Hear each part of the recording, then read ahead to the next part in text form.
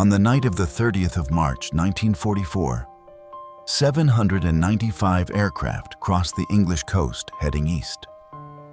By dawn, 95 of them had not come back.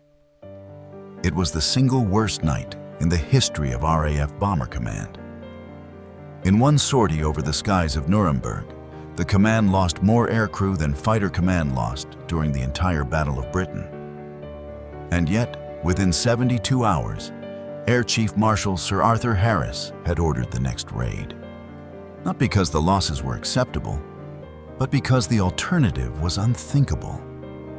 Of the 795 aircraft that flew to Nuremberg, 572 were Lancasters. Their loss rate that night was 11.8%. The Halifax squadrons flying alongside them suffered 22%. The same target, the same night, the same defenses, and one aircraft came home at nearly twice the rate of the other. The Air Ministry drew the obvious conclusion. Within 6 months, 4 Halifax squadrons had been re-equipped with Lancasters. But the real story of the Avro Lancaster is not one night over Nuremberg, and it is not one set of lost statistics. It is the story of how a failed aircraft, an aircraft the RAF had already begun to abandon, was rebuilt from the wing roots up in 13 months by a team that had no margin for a second failure.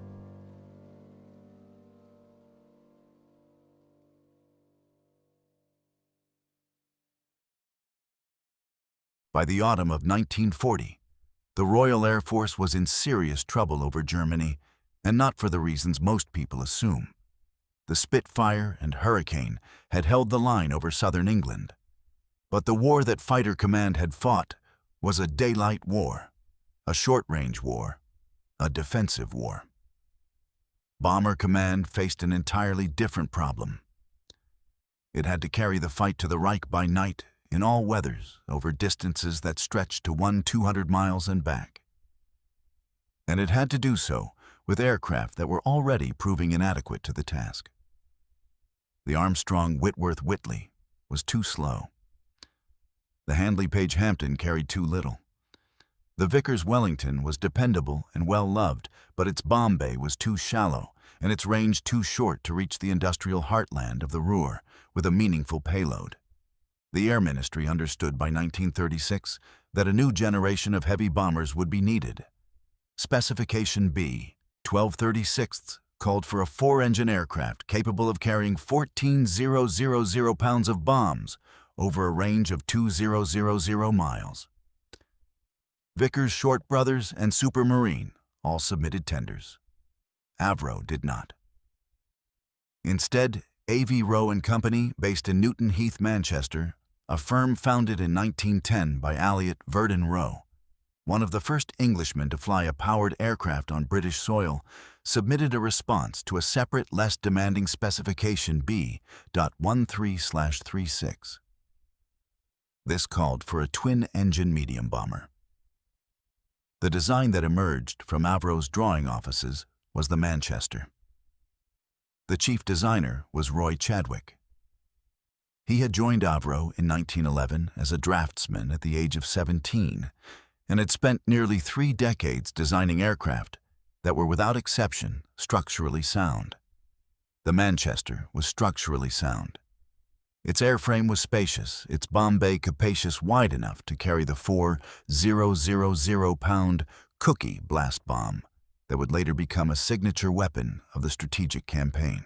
Chadwick's fuselage design was in the judgment of Air Ministry evaluators among the best they had assessed. The problem was not the airframe. The problem was the Rolls-Royce Vulture engine.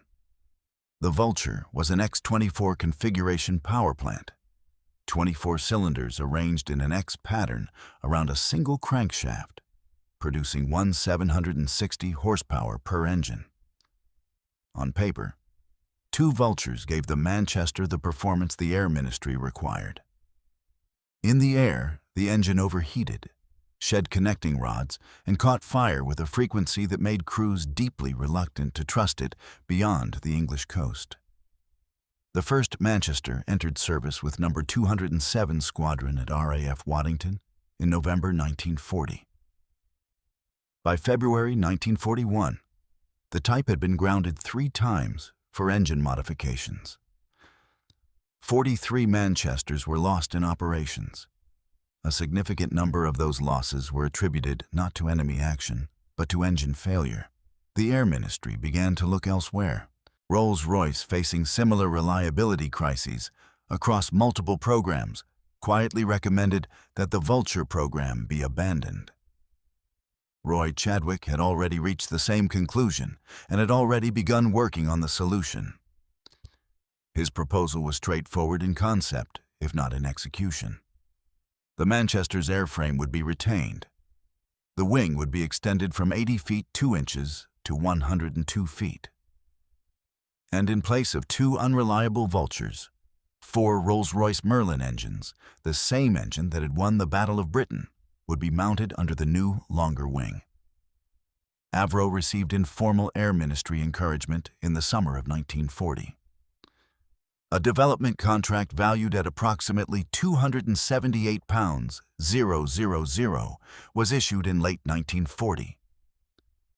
The prototype of the new aircraft, designated the Manchester Mokor III, before the name Lancaster was formally adopted, flew for the first time on the 9th of January 1941 at Ringway Aerodrome, Manchester. 13 months from concept to first flight. No second chances, no margin for failure. The aircraft that lifted off from Ringway on the 9th of January 1941 looked from a distance like a Manchester with a longer wing. That description was accurate, and it concealed everything that mattered. Roy Chadwick had not simply grafted 4 engines onto an existing design. He had rebalanced the entire aircraft around a new relationship between power weight and lift. The Merlin, the Partex engine, producing 280 horsepower at takeoff, rising to 480 horsepower at altitude, was not merely more reliable than the Vulture. It was more efficient at the heights where the Lancaster would spend most of its working life, between 15,000 and 22,000 feet. 4 of them, symmetrically mounted at equal intervals along the extended wing, gave the airframe a stability in flight that test pilots at Boscombe Down noted immediately in their assessment reports. The Lancaster's dimensions were by any standard of the era substantial. Length 69 feet 6 inches, wingspan 102 feet, maximum takeoff weight 68,000 pounds. Roughly the weight of 40 average motor cars loaded onto a single airframe and expected to climb, navigate, and fight at 4 miles above the Earth. Yet the aircraft handled with a responsiveness that surprised those who flew her. The controls were light. The aircraft was forgiving at low speeds, which mattered enormously on dark, fog-prone English nights when damaged bombers were trying to find their way back to grass runways in Lincolnshire. The bomb bay was the Lancaster's most consequential feature. At 33 feet in length and 5 feet 6 inches in width, it was the largest internal bomb bay fitted to any British aircraft of the Second World War, a continuous unobstructed cavity running the full length of the central fuselage. Standard configurations could carry 14,000-pound Cookie, a thin-cased cylindrical blast bomb designed to detonate above ground and flatten structures across a wide radius together with a mixed load of incendiaries. With modification, the bay could accept an 8,000-pound bomb and later a 12,000-pound tall boy, a deep penetration weapon designed by Barnes-Wallis specifically for hardened targets. In its ultimate configuration, the Lancaster carried the 22,000-pound Grand Slam, the largest conventional bomb deployed by any nation in the Second World War. A weapon so heavy that the Lancaster had to have its bomb bay doors removed entirely to accommodate it. No other aircraft in RAF service could carry the Grand Slam. No other aircraft in any Allied Air Force could carry it either. The prototype completed its initial test program at Boscombe Down, Wiltshire, the aeroplane and armament experimental establishment, through the first half of 1941. 2 further prototypes followed. The test reports were, by the understated standards of Air Ministry assessment, emphatic. The Lancaster exceeded its specified range, its specified ceiling, and its specified bomb load in all three aircraft. The only significant modification required was a strengthening of the undercarriage to handle the increased maximum weight. The Air Ministry placed an initial production order for 1070 aircraft on the 1st of June 1941. A unit cost of approximately £42.000 per airframe was agreed, a figure that would rise as the war progressed, and specifications were upgraded, but which compared favorably against the cost of the programs it was replacing. Production was centered at Avro's factory at Chatterton near Oldham in Lancashire, a facility that would employ over 14,000 workers at peak output. But the Lancaster was too important to be built in one place. A shadow factory scheme established under the Ministry of Aircraft Production distributed Lancaster production across Avro's own sites and those of licensed manufacturers Armstrong Whitworth at Coventry Vickers Armstrongs at Castle Bromwich, and Chester Metropolitan Vickers at Trafford Park, and Austin Motors at Longbridge, Birmingham. At peak production in 1944, factories across the Midlands and the North were completing one Lancaster every working hour. The first production Lancaster serial L 7527 was delivered to No. 44 Squadron at RAF Waddington on the 24th of December 1941. The decision was made. The program had its aircraft. And the Reich had acquired, though it did not yet know it, a problem it would spend the next 3.5 years failing to solve. No, 44 Squadron flew the Lancaster's first operational sortie on the night of the 3rd of March 1942, a mine-laying mission over the Heligoland Bight, the shallow coastal waters off the German North Sea coast. 4 aircraft departed RAF Waddington. All 4 returned. It was an unspectacular beginning for an aircraft that would go on to drop more bombs on Germany than any other type in the RAF's inventory. The Lancaster entered the main bomber offensive at a moment when Bomber Command was undergoing a fundamental change in both leadership and doctrine. Air Chief Marshal Sir Arthur Harris had assumed command in February 1942, inheriting a force that was scattered, under-equipped, and operating under navigational limitations that meant the majority of bombs dropped at night were falling miles from their intended targets. A 1941 survey by cabinet scientist David Benson Butt, the Butt Report, had concluded that only 1 in 3 aircraft claiming to have attacked their targets had dropped their bombs within 5 miles of the aiming point. Over the Ruhr, where industrial haze and concentrated flak made navigation harder, that figure fell to 1 in 10. Harris needed an aircraft that could carry enough to matter, even when accuracy was poor. The Lancaster was that aircraft. By the end of 1942, 19 squadrons had converted to the Lancaster. By mid-1943, that number had risen to 41. The aircraft equipped the main striking force of No. 1 Group, No. 3 Group, No. 5 Group, and No. 6 Group, the Canadian Group, which operated Lancasters alongside Halifaxes from bases across Yorkshire and Lincolnshire. No, the 8 Group, the Pathfinder Force, were established in August 1942 to mark targets ahead of the main bomber stream, also flew Lancaster's aircraft modified to carry the H-2S ground mapping radar, a system that allowed navigators to distinguish urban areas from open countryside on a cathode ray display, even through complete cloud cover. The scale of the campaign that followed was by any measure without precedent in the history of aerial warfare. Between March and July 1943, Harris launched the Battle of the Ruhr 16 major raids against Germany's industrial heartland, targeting Essen, Duisburg, Dusseldorf, and Cologne. Lancaster crews flew into the most heavily defended airspace in the world. The Ruhr was protected by an integrated air defense network, flak anti-aircraft artillery, whose shells could reach 26,000 feet, combined with radar-directed night fighters operating under the Hamburg line, a belt of searchlight and radar stations stretching from Denmark to the Swiss border. Losses were significant and consistent. But production in the Ruhr fell by an estimated 9% in the first 6 months of the campaign, a figure that German Armaments Minister Albert Speer later acknowledged in post-war interrogation as operationally significant. Then, in May 1943, the Lancaster did something no other aircraft in the world could have done. Operation Chastise, the Dambusters Raid, was conceived around a weapon that existed for one purpose and could be carried by one aircraft. Barnes Wallis's upkeep mine, popularly known as the bouncing bomb, though Wallis himself disliked the term, was a cylindrical steel drum weighing 9,250 pounds, designed to be released at exactly 60 feet above the water's surface, spinning at 500 revolutions per minute, so that it would skip across the reservoir, strike the face of the dam, and sink to the precise depth at which its hydrostatic fuses would detonate.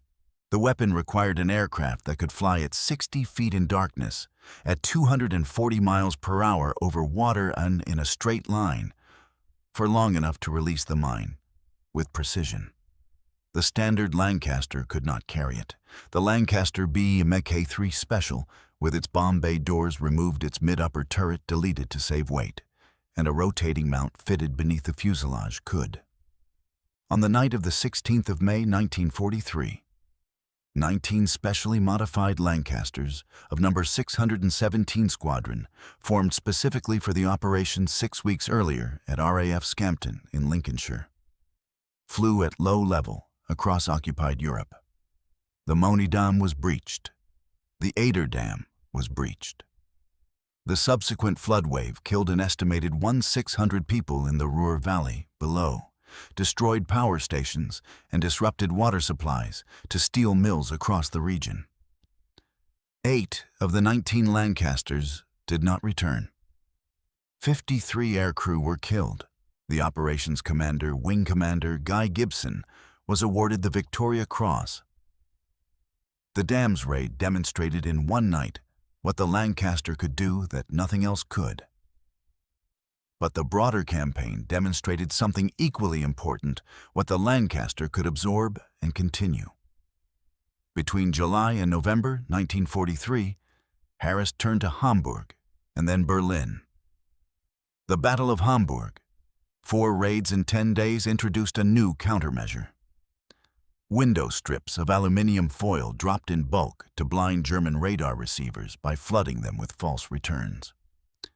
In the first raid on Hamburg, the 28th of July, 1943, Lancaster losses fell to 1.5% against a background rate of 4 to 6%. The city suffered a firestorm that destroyed 8 square miles of urban area and killed an estimated 37,000 people. It was the most destructive raid on a European city to that point in the war. The Battle of Berlin, running from November 1943 to March 1944, was harder. Berlin lay 600 miles from the English coast. The journey there and back exposed crews to night fighters for up to 9 hours. Harris lost 625 aircraft over Berlin in that period, and the damage inflicted on the city, though severe, fell short of the decisive result he had sought. The Nuremberg raid of the 30th of March, 1944, which opened this account, effectively ended the deep penetration night offensive. Bomber Command was redirected under the transportation plan to attack French railway infrastructure in preparation for D-Day. But the Lancaster's war was far from over.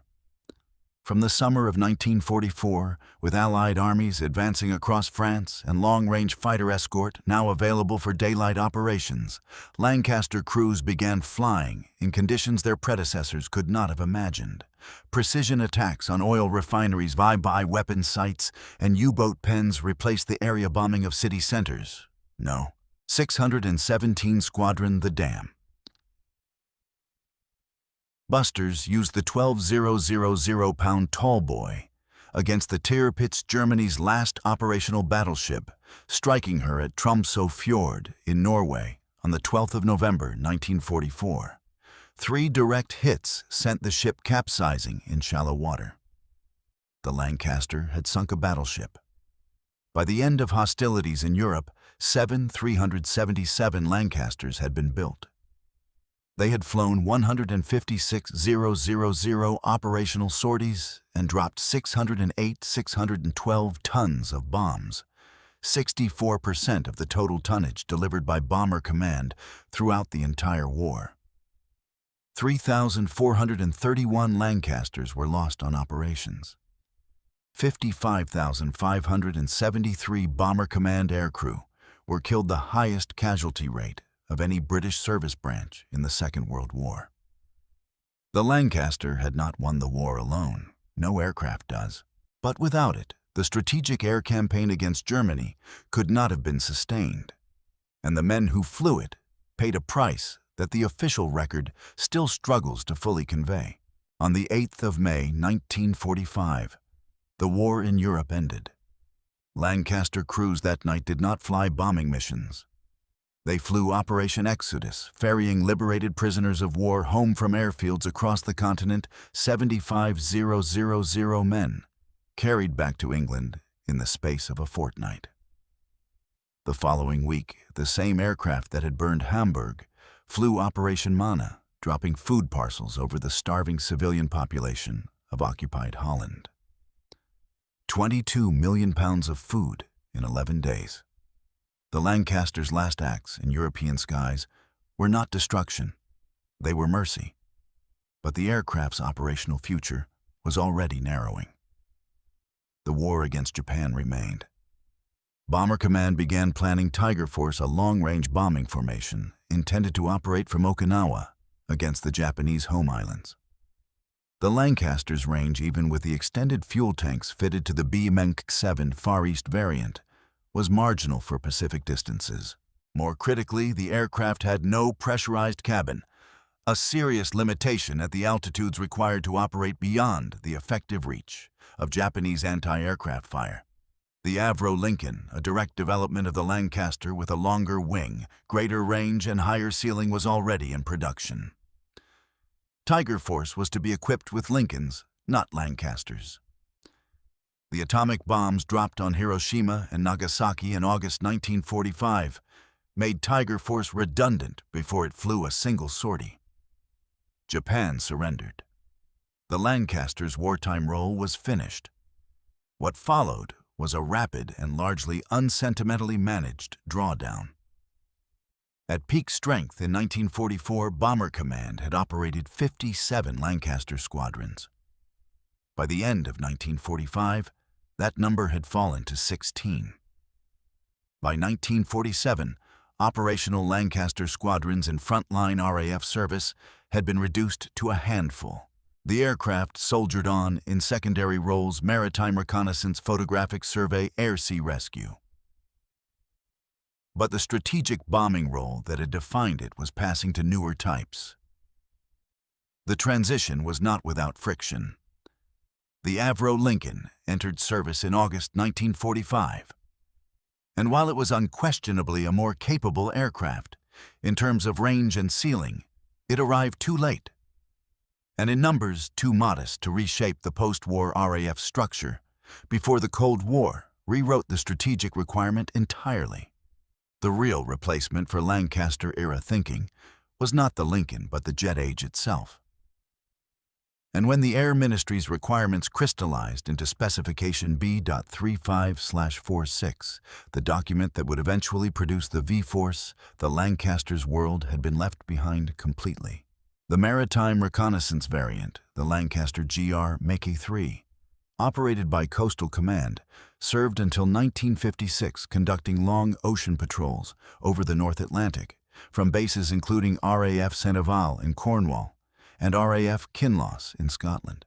These aircraft hunted Soviet submarines in the early years of the Cold War, flying the same basic airframe that had crossed the Rhine at low level 13 years earlier. It was useful work. It was not the work the Lancaster had been built for. Export and Commonwealth service extended the Lancaster's active life further. The Royal Canadian Air Force operated the type until 1964, 23 years after the first production aircraft had been delivered to No. 44 Squadron. The French Naval Aviation, the Aéronaval, flew Lancasters in maritime patrol roles until 1964, as well operating from bases in metropolitan France and Algeria. The Argentine Air Force, the Fuerza Aérea Argentina, acquired Lancasters post-war and operated them into the early 1960s. The final chapter of the Lancaster's service life in Britain was written not in operational squadrons, but in the development of the weapons that would succeed it.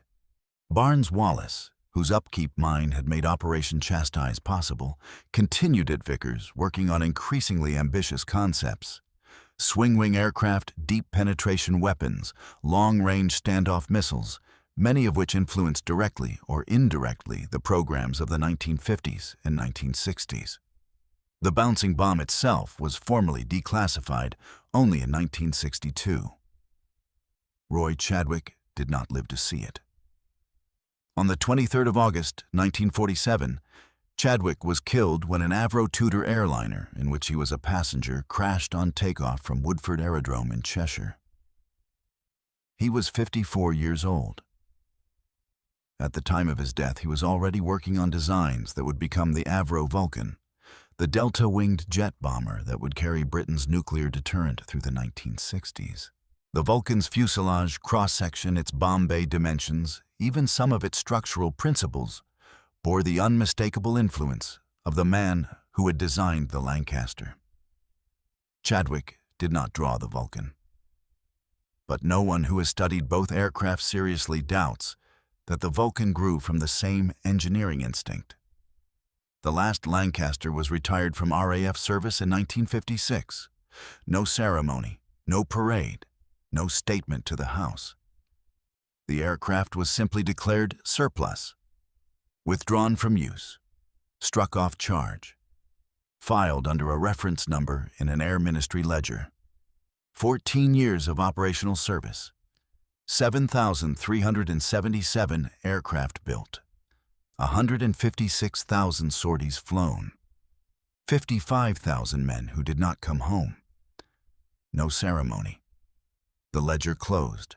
The Lancaster did not leave a legacy in the way that canceled programs leave legacies as blueprints locked in filing cabinets, as capabilities that were never realized, as arguments that were lost in committee rooms and never revisited. The Lancaster left its legacy in a more direct and less comfortable form. It left it in the shape of what came after, in the doctrines that survived the war, and in the question that British defense planners spent the next decade trying to answer: how do you replace an aircraft that did everything? The V-Force was the answer. The Air Ministry eventually reached the Vickers Valiant, the Avro Vulcan, and the Handley Page Victor, the three jet bombers that carried Britain's nuclear deterrent through the 1950s and into the 1960s, were not designed in ignorance of the Lancaster. They were designed in full knowledge of it. The requirement that produced them, Specification B, 3546, was drafted by men who had spent the war operating Lancasters over Germany and who understood with precision what a strategic bomber needed to do and what it could not be allowed to fail at: range, payload, survivability at altitude. The V-Force inherited those priorities directly. The Avro Vulcan in particular carried Roy Chadwick's fingerprints, even though Chadwick himself had been dead for 2 years before the Vulcan flew its first prototype sortie in August 1952. The delta wing configuration was a radical departure. The jet engines were a generation beyond anything Chadwick had worked with. But the philosophy, build the bomb bay first, then build the aircraft around it, it was Chadwick's. It had been Chadwick's on the Manchester. It remained Chadwick's on the Lancaster. And when Stuart Davies and his team at Avro drew the Vulcan, they were working within a structural and conceptual inheritance that ran in a direct line from Newton Heath in 1936. The Lancaster also shaped the way Britain thought about aircrew selection training and lost. Bomber Command's casualties 55,573 killed from a total of 125,000 aircrew who served produced in the post-war period a sustained institutional reluctance to commit British air power to unescorted deep penetration missions against heavily defended targets. That reluctance influenced the TSR-2 requirement, the Tornado's low-level strike profile, and the doctrinal assumptions that underpinned British air power planning well into the 1980s. The Lancaster did not create that doctrine by succeeding.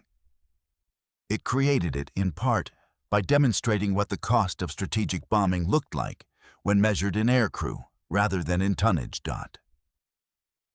The surviving airframes are few of 7,377. Lancasters built 17 complete examples are known to survive worldwide. 2 remain airworthy.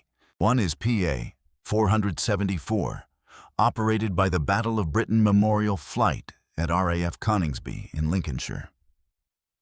An aircraft that has flown at air shows and commemorative events continuously since 1973, maintained by RAF engineers who treat the task as both a professional obligation and something that resists easy categorization as merely a job.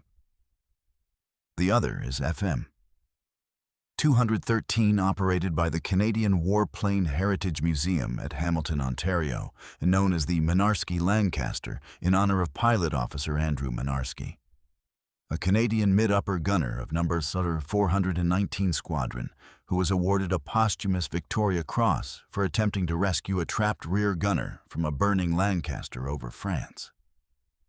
In June 1944, both aircraft still fly.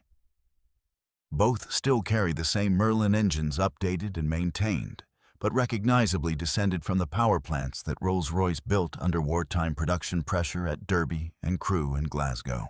The honest verdict on the Lancaster is not complicated, even if the history around it is . It was the right aircraft built at the right moment by a team that understood. They had no room for error and produced something that exceeded every expectation placed upon it. The cost of operating it was borne in the most direct sense possible by the men who flew it. That cost was not hidden. It was not minimized. It was simply accepted because the alternative, leaving the Reich's war industries untouched through 4 years of European occupation, was judged to be worse. History has not substantially revised that judgment.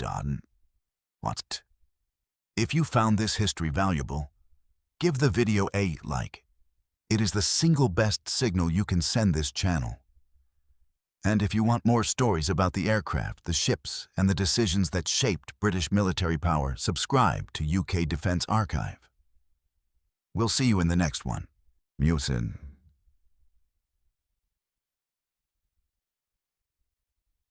On a grey November morning in 1944, over the black water of Tromsø Fjord, a Lancaster of No. 617 Squadron rolled into its bombing run at 16,000 feet. Its bomb bay opened the 12,000-pound tall boy, turning in the slipstream below the fuselage, and sent the Tirpitz, the pride of the Kriegsmarine, to the bottom of a Norwegian fjord from which she has never been raised.